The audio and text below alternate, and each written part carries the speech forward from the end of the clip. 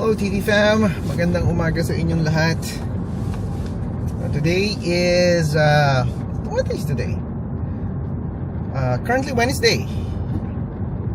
And supposedly nasa office tayo. Pero dahil nga nagkaroon tayo ng problem sa Achilles natin, nagpapa-physio tayo actually, and nagpaalam naman ako sa opisina namin. So this morning na I work from home. Actually, I've been working from home since Monday dahil nga I wanted to rest sana yung pressure sa aking Achilles, dahil nga each time na naglalakad tayo nakakaramdam tayo ng sharp pain.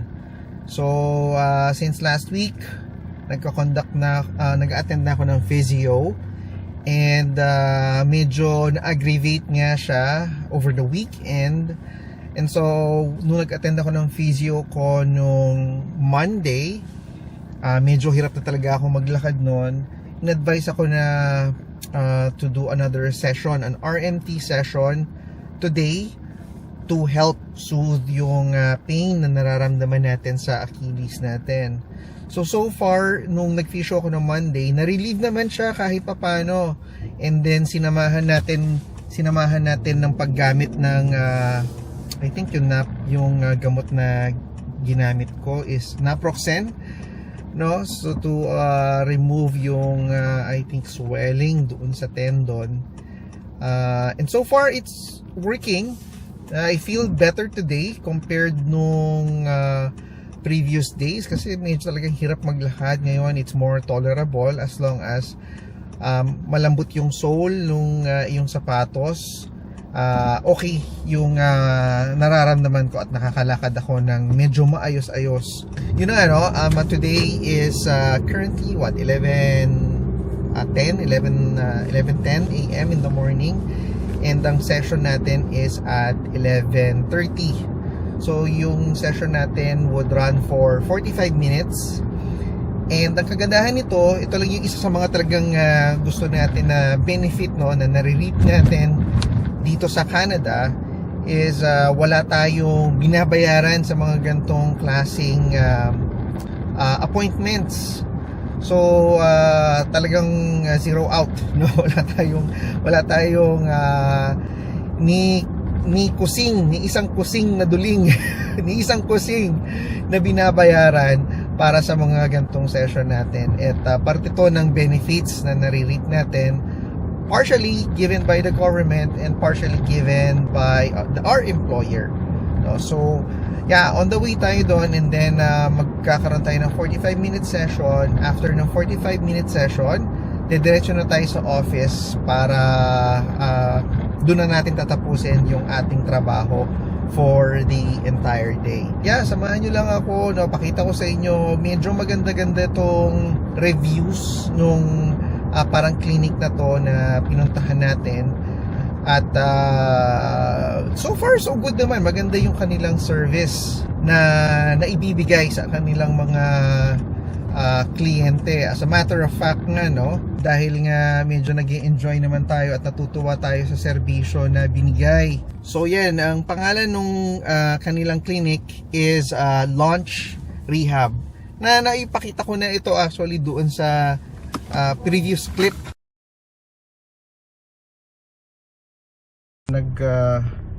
Nakikita nyo ba yung Launch Rehab? Ayan, nag-session tayo today dahil nga nakakaramdam tayo ng soreness sa ating ankle area. So kung napanood nyo yung mga dating vlog natin, no, na-mention ko na meron tayong gout, no? Dahil tumatanda na tayo, I guess, no, yung body natin nag-change, nag-age. So nakaka-feel ako ng soreness sa my ankle area. Ang sabi ng physio is yung mga muscles ko daw sa paa is very weak. And so ang advice nga is to do some exercise training to strengthen yung muscles natin sa paa. That will help with our balance. Kasi yung sabi niya nga is yan daw yung dahil daw weak yung muscles natin sa paa, tendency is mamamali ka ng apak, no? And so ang sabi niya is i-email niya sa akin. Nag-conduct kami ng mga exercises kanina. Email niya sa akin yung regimen na yon, and then the expectation is for us, no, nagawin natin yon on a daily basis, no, para ma-strengthen natin, ma-activate daw natin yung mga muscles natin sa paa. So yung gagawin natin, and then magkakaroon tayo ng weekly schedule with the physio to check yung progress natin. So yeah, ang sabi sa akin is it could be related to gout, pero yung nakita niyang kung saan ako naka-feel yung pain natin is yung pain daw na yon is Achilles tendonitis, no? Yun yung sabi. So take it easy. Ang sabi niya, hindi daw advisable yung mga high impact exercises. Ang important daw is magkaroon ng compression yung ating Achilles, nang sa ganon hindi maging loose yung footing natin. That will help with our balance. At the same time, strengthen the muscles nung feet natin, nung toes particularly, para na sa ganon hindi tayo magkaroon ng mga misstep. So yeah, just wanted to update you na ito, nagpapa-rehab tayo dahil nga sa ating nararamdaman, no, and hopefully, you know, mag-progress and ma-strengthen natin yung muscles natin sa paa natin, nang sa ganon mawala yung pain na nararamdaman natin either pag naglalakad tayo or nagkakaroon ng activities using our feet. So uwi na tayo ngayon dahil tapos na yung session natin. Na vinlog ko, and dito nga tayo babalik ulit. No, mababait yung mga tao dito. Well, so far ito pala na pinapunta akong clinic na gantong klaseng serbisyo yung binibigay. Very welcoming, very warm ang kanilang pagtanggap sa kanilang mga pasyente. And yeah, hopefully lalong makatulong sa recovery natin to. And yeah, kailangan na talaga nating mag-focus sa ating health.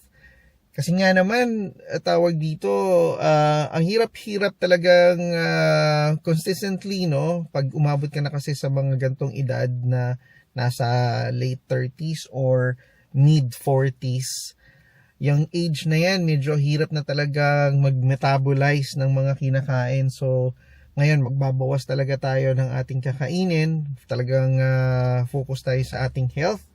Para na sa ganoon, hindi na natin maramdaman yung mga gantong bagay. So, papasok na nga ako at magkita na lang tayo ulit mamaya. Ito yung itsura niya sa loob. Diba? Yan, kakatapos ko lang. Tapos lang natin yung 45 minutes session. Isa tayo and then punta na tayo sa office.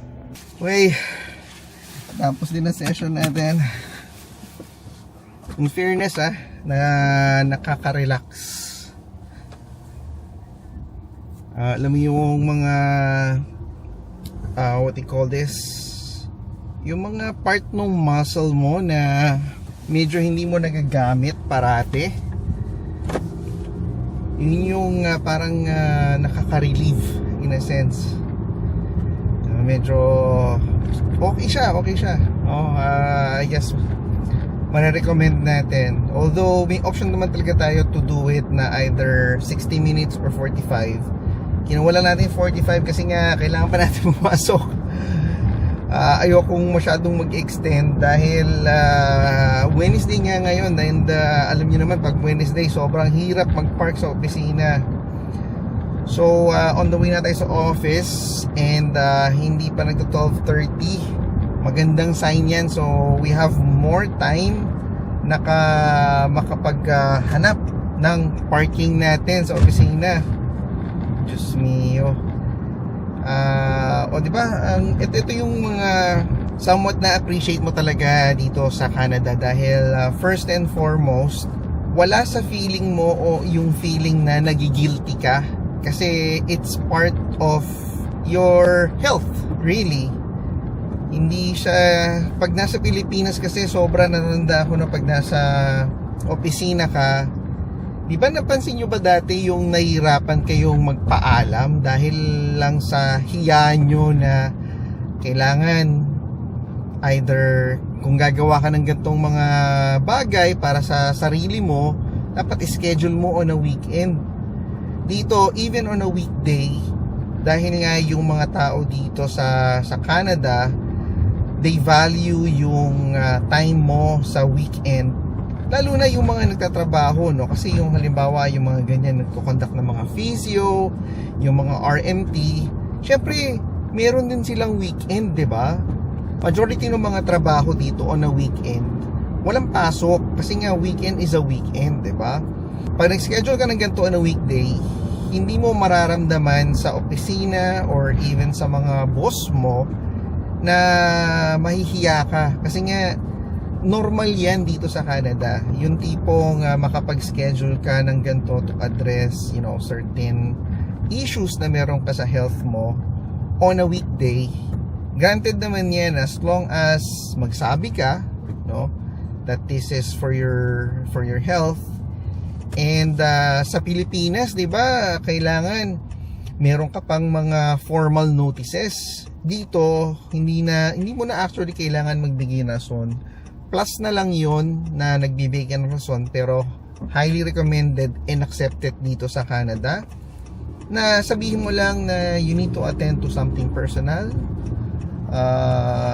Enough na yon. Hindi mo kailangan sabihin na, oy, kailangan kong pumunta dito sa ganitong clinic because I'm feeling this. You're not required. You're not obliged to disclose kung ano yung nararamdaman mo. And they'll take it at face value.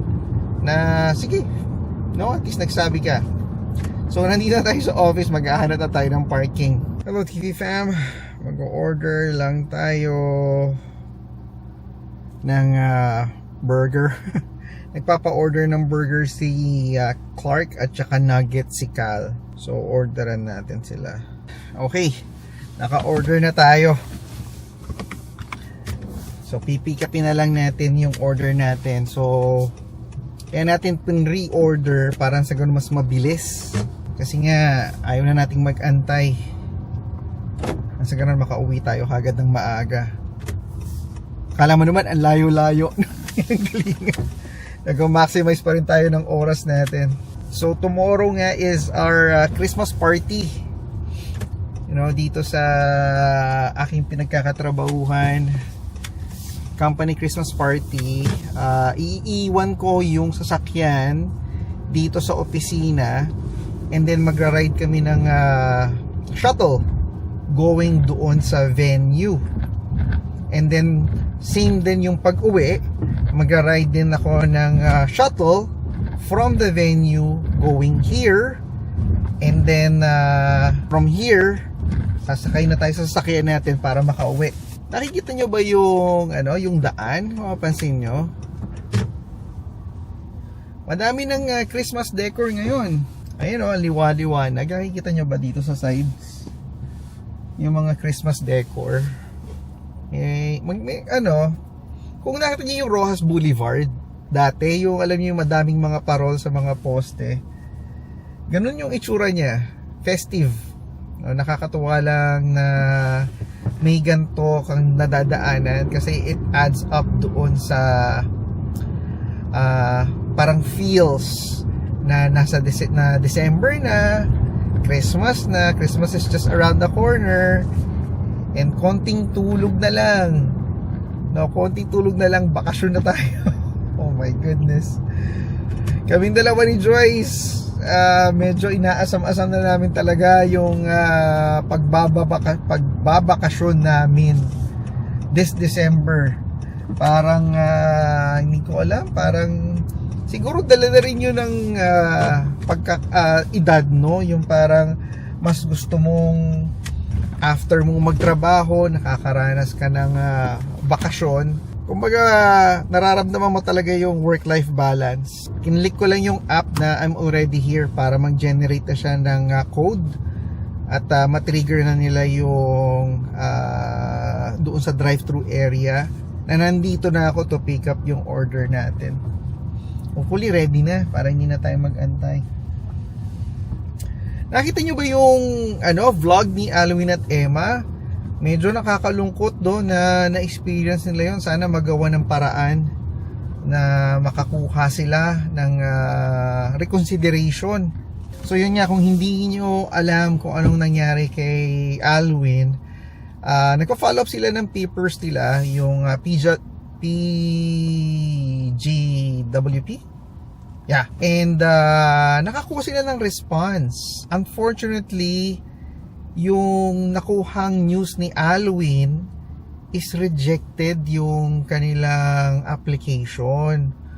So nakakalungkot nga na isipin na na-reject sila at this point in time, knowing na maganda na yung trabaho nila and medyo settled na rin naman sila. Sana lang, sama natin sila sa prayers natin na sa ganun, baka magawan pa ng paraan. Hindi ko alam kasi yung mga pasikot-sikot na sa mga ganyan. Pero knowing and by watching Alwin and Emma, alam ko naman na magagawan nila ng paraan at gagawin nila lahat para ma-reconsider yung kanilang mga papeles.